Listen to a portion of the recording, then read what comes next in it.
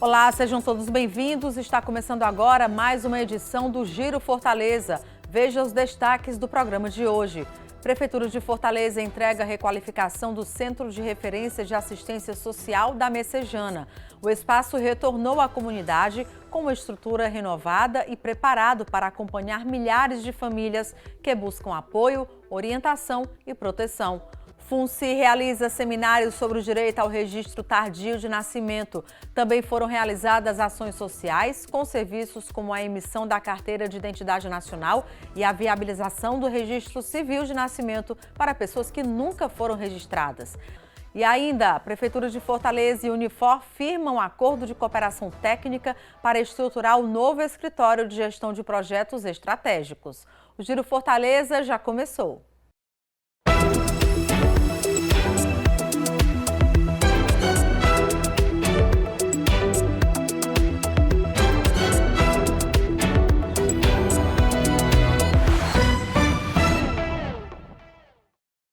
A Prefeitura de Fortaleza entregou a requalificação do Centro de Referência de Assistência Social de Messejana.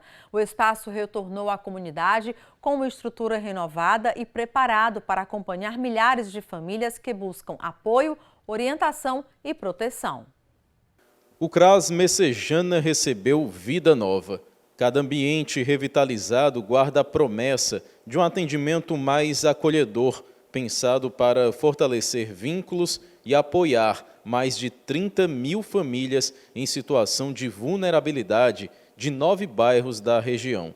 Um equipamento que voltou a pulsar de portas abertas para quem precisa de cuidado. A gente pode acolher melhor a população, a gente pode prestar um serviço realmente de qualidade, porque a população estava aqui, não é que não tivesse um serviço de qualidade, mas eles não estavam sendo bem recebidos, um ambiente quebrado, é muito quente, as salas mal estruturadas, desorganizadas. Agora não, agora a gente pode acolher e abraçar a população do jeito que elas merecem.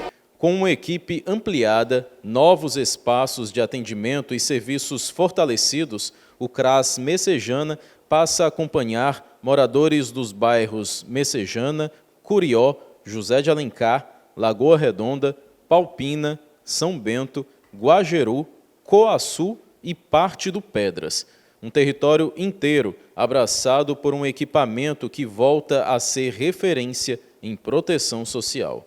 Eles amaram, a gente passou em todas as salas, o prefeito perguntou se eles estavam satisfeitos. A equipe técnica agora tem sala própria, a coordenadora tem sala própria, tem banheiro adaptado, a acessibilidade foi pensada em todo o projeto, a inclusão social produtiva, a educação, então um cuidado muito cauteloso que o prefeito teve.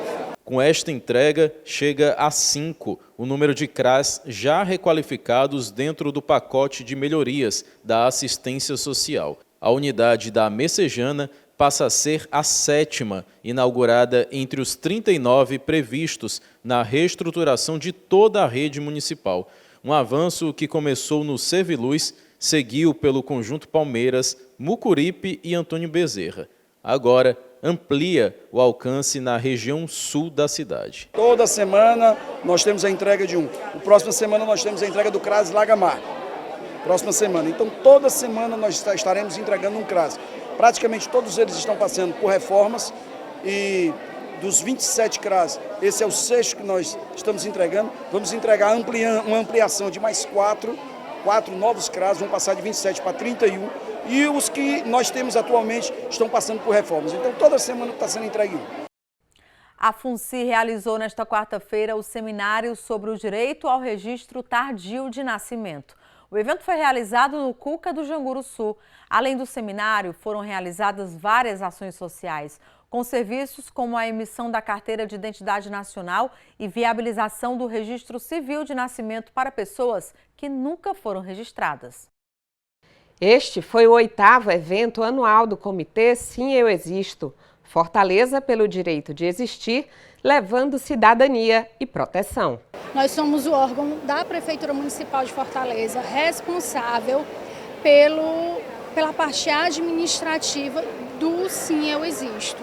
Nós temos hoje 9 profissionais trabalhando para que possa funcionar bem, para que as pessoas possam ter acesso aos direitos. Além do seminário para discutir o direito ao registro tardio de nascimento, a população que compareceu teve acesso a uma diversidade de serviços, como viabilização do registro de nascimento, emissão da carteira de identidade nacional, cadastro e atualização do Bolsa Família e emissão do CIP-TEA para pessoas com transtorno do espectro autista. Quem veio aproveitou a facilidade de ter esses serviços perto de casa. Eu vim renovar a minha identidade, né? Mas aqui próximo de casa é melhor ainda, né? Para agilizar a documentação. A segunda via, só para renovar. Em Fortaleza, o Comitê Sim Eu Existo é responsável por fazer o trabalho de erradicar o subregistro civil de nascimento e ampliar o acesso à documentação civil básica de crianças e adolescentes. O comitê é mantido pela FUNCI, Fundação da Criança e da Família Cidadã, com o apoio de instituições da sociedade civil e parceria com demais secretarias municipais. Manuel representa a sociedade civil no comitê. Ele sabe da importância de ter um documento de identificação. Muito importante para que ela venha ter os direitos garantidos pelo poder público, né? Enfim, que vai dar o direito a ela de estudar, escola, saúde, né? E muitas outras coisas para que uma pessoa venha a ter a sua cidadania concretizada. Para quem nunca fez o registro de nascimento, a coordenadora do programa Sim Eu Existo explica o passo a passo para que o cidadão possa existir de fato e de direito. Todos os casos que chegam até a gente, né, até o programa, são cadastrados no 0800, que é o número 0800 285 0880, opção número 3. Esse é o Fala Fortaleza, é um canal aberto para a população, para a comunidade, que pode cadastrar o caso a qualquer hora, final de semana, domingo, até de madrugada. Esse caso chega até a equipe do Sim Eu Existo, vai cair no sistema da prefeitura. Com 2 a 3 dias a gente entra em contato com a família para saber por que aquela pessoa nunca foi registrada e a gente recebe toda a documentação dessa família via WhatsApp e depois a gente traça um fluxo personalizado. Qualquer pessoa que nasceu em Fortaleza, que nasce em Fortaleza ou reside em Fortaleza, que nunca foi registrada, é só cadastrar o caso no nosso 0800 e a gente resolve o problema que aconteceu para aquela pessoa não ter sido registrada. O prefeito Evandro Leitão enviou 2 projetos de lei para a Câmara Municipal de Fortaleza nesta terça-feira. Um deles trata do compromisso de campanha para garantir desconto de 50% no IPVA aos motociclistas e prestadores de serviço por aplicativo. O desconto incidirá em motocicletas de até 160 cilindradas. Atenção, motociclistas e prestadores de serviço por aplicativo. Estou agora assinando e encaminhando para a Câmara Municipal de Fortaleza 2 importantes mensagens que irão impactar diretamente na vida de vocês. A primeira, a redução em 50% do seu IPVA. A segunda, a regulamentação da sua categoria. Não é isso, meu caro Jorge? É isso, prefeito. A primeira lei do Brasil a regulamentar a profissão de profissional por aplicativo e, após a publicação, nós estaremos fazendo o cadastro de todos os profissionais perante a Etufor. Mais um compromisso assumido e cumprido no primeiro ano de nossa gestão. Fortaleza, capital de todos. A Etufor está convocando os motoristas que atuam por meio de aplicativos de transporte para realizarem, durante o mês de dezembro, a vistoria anual obrigatória dos veículos com final de placa 0. A vistoria pode ser realizada de forma presencial ou online e é essencial para garantir a regularização dos veículos, bem como a segurança e a integridade dos passageiros que utilizam as plataformas de transporte individual. Os motoristas que desejam começar a operar devem fazer a vistoria a qualquer momento do ano. Somente em 2025, quase 10 mil veículos foram vistoriados. Para realizar a vistoria sem sair de casa, o motorista deve acessar o site Clique Vistoria e seguir as instruções da plataforma, enviando fotos e vídeos que comprovem as condições dos itens verificados na inspeção presencial. Para realizar a vistoria de forma presencial, após o agendamento no site, é necessário gerar o documento de arrecadação municipal no valor de R$ 134,98, efetuar o pagamento e comparecer na data e horário marcados em um dos pontos de vistoria. Entre os itens avaliados estão o estado dos pneus, sistema elétrico, carroceria, condições gerais do veículo e conformidade com as normas de segurança. Outro critério obrigatório é o tempo de uso do automóvel, que não pode ultrapassar 10 anos. A vistoria tem validade de 12 meses e o não cumprimento dentro do prazo pode acarretar penalidades como multa e apreensão do veículo em fiscalizações da Etufol. Quem ainda planeja solicitar carteira de estudante neste ano precisa ficar atento. É que a Etufol, a empresa de transporte urbano de Fortaleza, divulgou que vai suspender o atendimento para solicitações das carteirinhas. Mais informações com Gilda Barroso. Os estudantes de Fortaleza que pretendem solicitar carteira de estudante ainda neste ano devem ficar atentos. É que a Etufol divulgou que vai suspender o atendimento para a solicitação das carteirinhas para a atualização do sistema. Então vamos aos prazos. Quem quiser solicitar a primeira ou segunda via da carteirinha de 2025 pode fazer isso através da plataforma virtual da Etufol até o dia 9 de dezembro.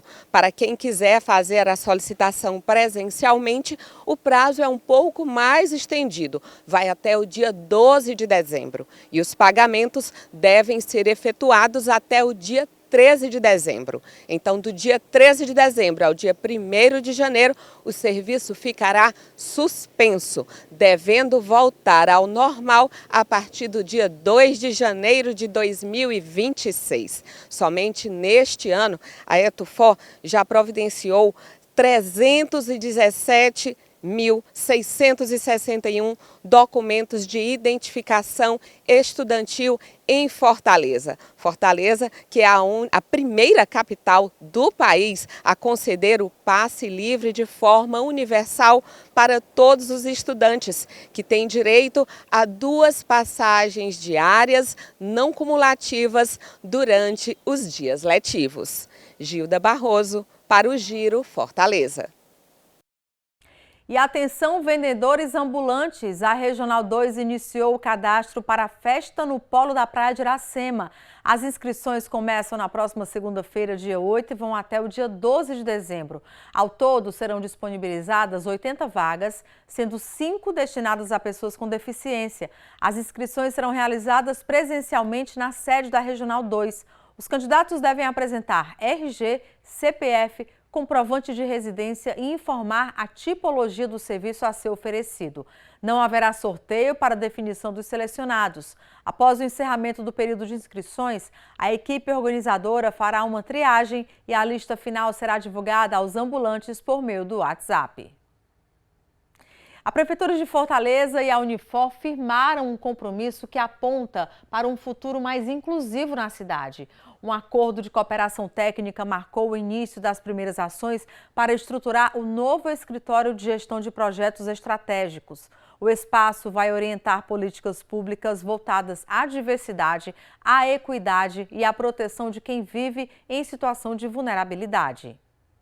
Servidores, técnicos e secretários municipais acompanharam a assinatura do acordo celebrado no contexto do Plano Fortaleza Inclusiva, um passo pensado para alinhar métodos, criar indicadores comuns e fortalecer a governança das políticas sociais. O PFI, o Plano Fortaleza Inclusiva, ele é composto de 8 programas. Cada um desses programas possui vários projetos e esses projetos são transversais, eles permeiam várias secretarias.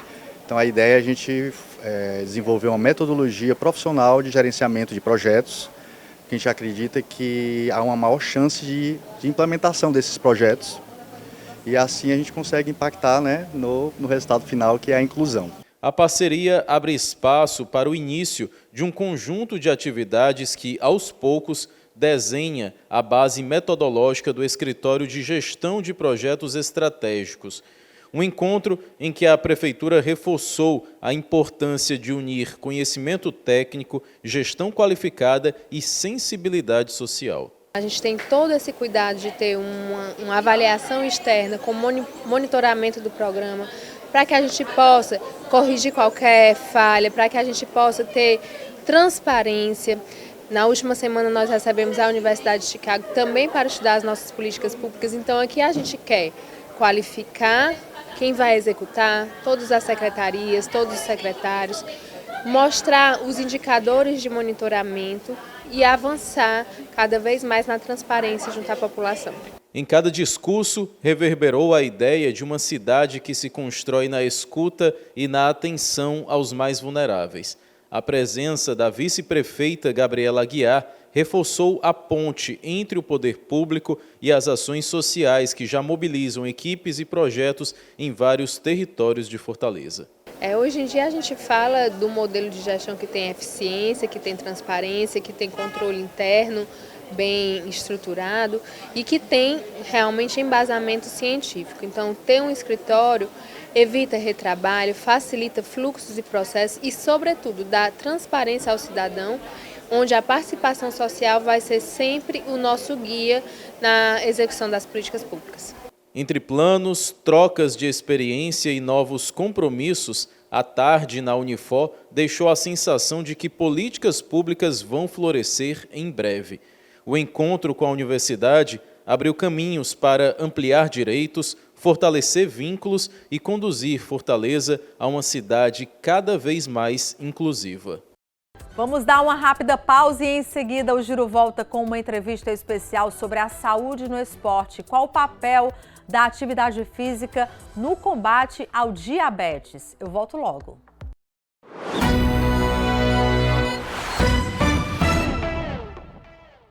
Estamos de volta para falar de saúde no esporte. É cada vez mais comum ver alguém começando uma atividade física em busca de saúde, longevidade e qualidade de vida.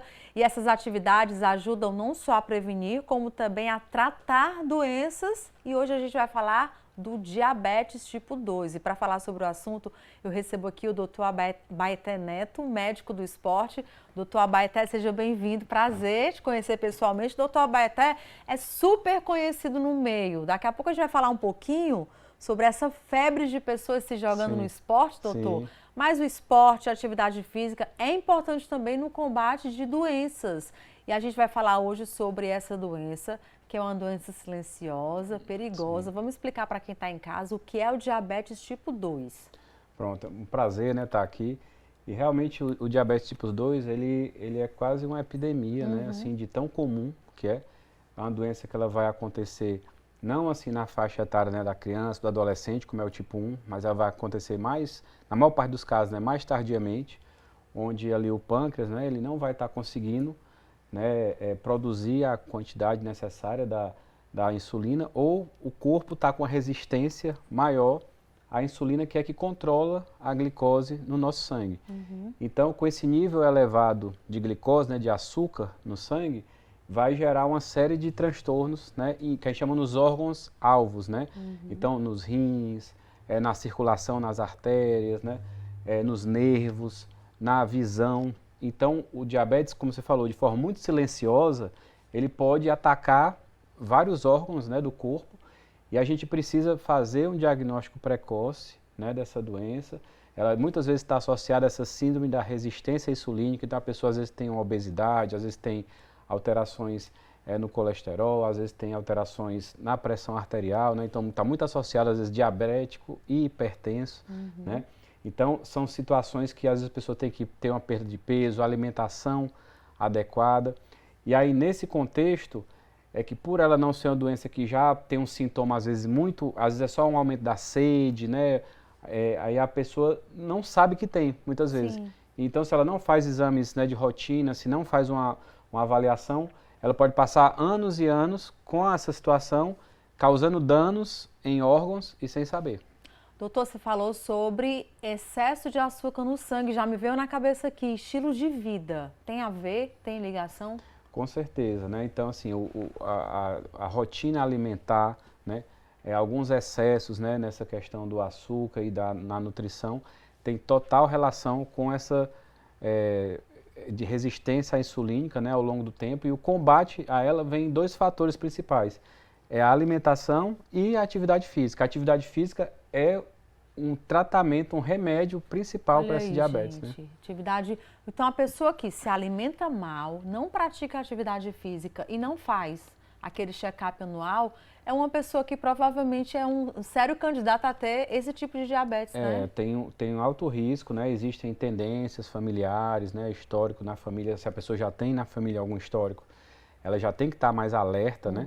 Não pode deixar passar esse tipo de situação, se possível, né? Sempre anualmente ali fazer a avaliação.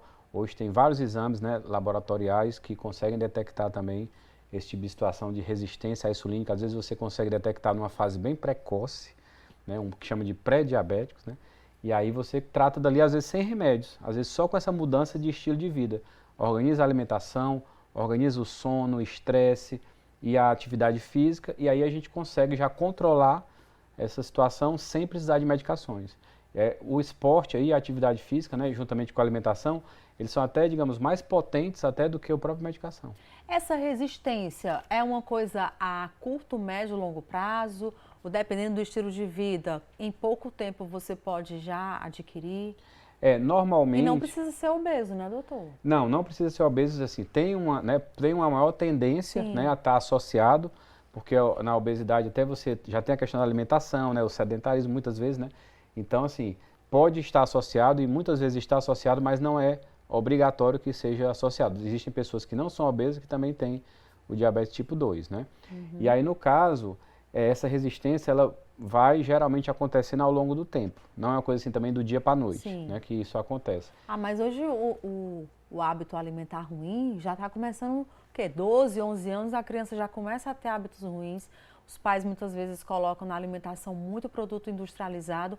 Então, se você pensa assim, é a longo prazo, mas, por exemplo, um adulto de 20, 21, 22 anos já pode estar desenvolvendo, né? Se ele se alimenta mal desde a infância. Hoje, né, infelizmente, a gente tem a geração de crianças com maior grau de obesidade, de colesterol alto, né? Então, assim, todas essas situações que a gente geralmente não via tanto na infância, hoje estão acontecendo porque as crianças às vezes estão muito nas telas, né, em vez de estar brincando, correndo, né, fazendo atividades, né, físicas ali na infância, brincando. A alimentação mudou completamente, né, muito mais industrializada, né, e com questões assim, com nutrientes, né, irregulares. Então, assim, a infância hoje ela é um fator realmente que está muito mais forte, essa obesidade e a alteração do colesterol. E aí isso já implica exatamente como você falou, anos, né, para frente já alterar a resistência à insulínica e a gente conseguir ter mais precocemente uma situação dessa. Aí vamos lá, doutor, eu recebi o diagnóstico, você está com diabetes tipo 2. Qual é o primeiro passo? Qual é a primeira recomendação do médico? Primeira recomendação, né, a gente vai avaliar qual é o grau, né, como é que está o nível dessa situação. A maior parte dos casos, né, o primeiro passo é a mudança do estilo de vida. Então a gente identificar se a pessoa já fazia atividade física ou não. Ela tem que fazer atividades físicas aeróbicas, ou seja, exercícios como uma caminhada, né, uma bicicleta, até mesmo uma corrida. Se tiver preparado sobre isso, depois a gente pode comentar mais sobre isso, né? E também ir no nutricionista, né, que organize, né, a sua alimentação, né? O primeiro passo é a atividade física e avaliação nutricional. Feito isso, aí a gente pode iniciar, né, quando necessário, algumas medicações.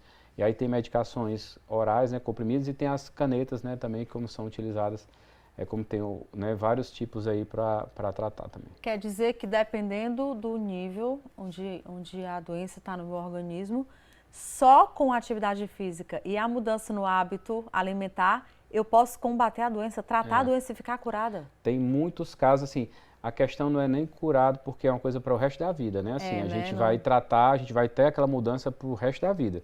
Se a pessoa em algum momento descuidar, parar de fazer atividade física ou se alimentar mal, ela pode, né, retomar essa situação. Então a gente nem fala de cura, a gente fala de tratamento e controle, né, do diabetes. Controle, pronto. Mas a gente realmente nem usaria o termo da cura por causa dessa questão, porque infelizmente, né, é uma coisa para o resto da vida. Mas a mudança de estilo de vida vai trazer uma vida saudável também, né? Olha aí, coisa boa. Tem saída, gente, tem saída. Doutor, você disse no início da entrevista que enquanto a doença está lá agindo silenciosamente, às vezes a gente não sabe que tem, mas os órgãos já estão sendo comprometidos. O que acaba sendo comprometido? O que está acontecendo por dentro de quem tem o diabetes tipo 2 e não sabe? Pronto, tem pessoas que, por exemplo, começam a ter dormência nas mãos, nos pés, e na verdade isso aí já são alterações dos nervos, né, pela diabetes. Tem casos de pessoas que começam a ter alterações na visão, né, começam a enxergar mal e tudo, vai no oftalmologista, vai olhar o que está acontecendo e na verdade é já uma alteração pelo diabetes. Tem pessoas que começam a ter alteração nos rins, então começa a ter o rim não consegue jamais fazer a sua função, né, 100%. Aí quando vai ver, já tinha nessa questão do diabetes. Outras pessoas são problemas de circulação, então começa a ter, né, áreas escurecidas nas pernas, né, e tudo vê aqueles vasos, e aí quando vai avaliar já é uma alteração da circulação também pelo diabetes. Então assim, todas essas situações aí podem ser secundárias à questão do diabetes. Entendi. Agora vamos para o outro extremo, né? A gente começou aqui a entrevista dizendo a importância de você ter uma atividade física, ter um esporte para combater ou para tratar, né? Para prevenir ou para tratar o diabetes e outras doenças também. Aí tem a gente vive em Fortaleza, que hoje é reconhecida nacionalmente como a capital das corridas de rua. A gente tem uma orla maravilhosa, muitas pessoas praticam esporte ao ar livre.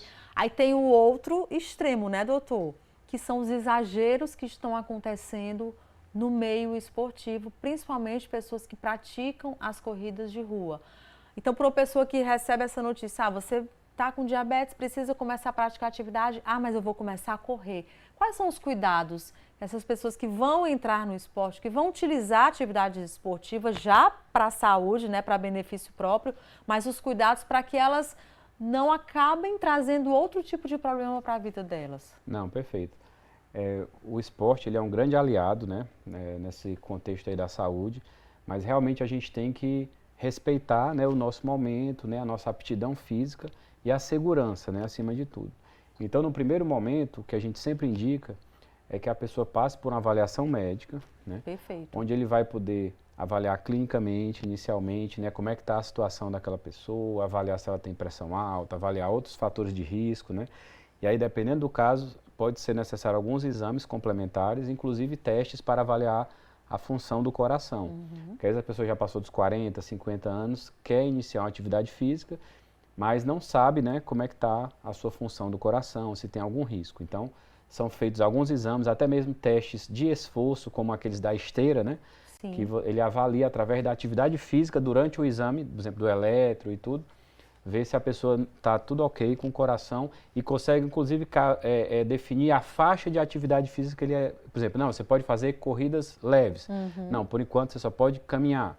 Não, você já pode fazer uma corrida um pouco mais intensa. Para você não queimar etapas também, né? E não colocar a vida em risco.